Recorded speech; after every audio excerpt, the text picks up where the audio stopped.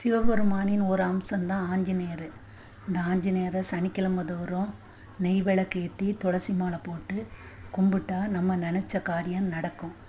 சனியின் தாக்கத்தில் ஈடுபட்டவங்க, சனியின் தாக்கத்தினால கஷ்டப்படுறவங்க ஆஞ்சநேயரை கும்பிடலாம். ஆஞ்சநேயரை 11 முறையோ 21 முறையோ வலம் வந்தால் நம்ம நினச்ச காரியம் நடக்கும்.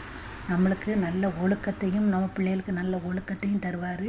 எந்த காரியத்தில் வெற்றி வேணாலும் அவரை வணங்கி அந்த காரியம் ஜெயித்தா வெற்றியில் மாலை போடலாம்.